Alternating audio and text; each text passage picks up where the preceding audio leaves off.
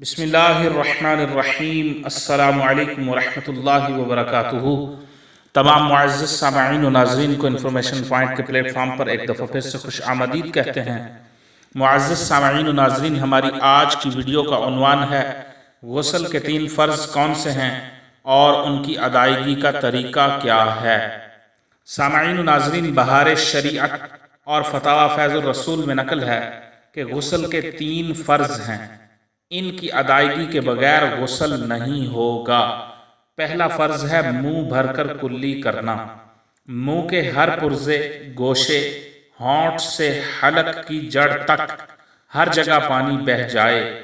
غسل فرض میں جب اس طرح کلی نہ کی جائے تو غسل نہیں ہوگا۔ بہار شریعت اور فتاوی فیض الرسول میں نقل ہے دوسرا غسل کا فرض ہے ناک میں پانی ڈالنا۔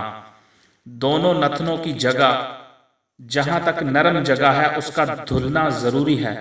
پانی کو سونگھ کر اوپر چڑھانا چاہیے تاکہ بال برابر بھی جگہ دھلنے سے نہ رہ جائے، ورنہ غسل نہ ہوگا۔ نیز ناک کے اندر بالوں کا دھونا بھی ضروری ہے۔ بہار شریعت اور فتاوی فیض الرسول میں نقل ہے تیسرا غسل کا فرض ہے تمام ظاہری بدن پر پانی کا بہہ جانا۔ سر کے بال سے پاؤں کے تلوے تک جسم کے ہر پرزے، ہر رونگٹے، ہر بال پر پانی بہہ جانا ضروری ہے۔ صرف پانی کو بدن پر چپیڑ لینے سے غسل نہیں ہوگا۔ بال کی جڑوں اور ناخنوں کے اندر پانی پہنچانا ضروری ہے۔ عورت کو صرف بالوں کی جڑوں کو تر کر لینا ضروری ہے، کھولنا ضروری نہیں۔ البتہ اگر کوئی چوٹی اتنی سخت گندی ہوئی ہو کہ بغیر کھولے جڑیں تر نہ ہو تو کھولنا ضروری ہے۔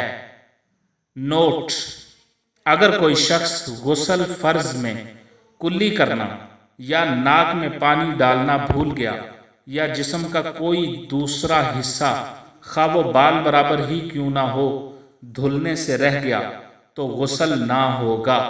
اس صورت میں از سر نو غسل کرنے کی ضرورت نہیں، بلکہ جو چیز غسل میں ادا کرنا بھول گیا ہے تو اس کو ادا کر لے۔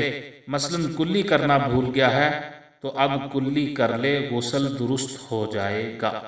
تو 3 غسل کے فرض ہیں منہ بھر کر کلی کرنا، ناک میں پانی ڈالنا اور تمام ظاہری بدن پر پانی کا بہہ جانا۔ ان کی تفصیل ہر ایک کے عنوان میں بیان کر دی گئی ہے کہ ان کی ادائیگی کا طریقہ کار کیا ہے۔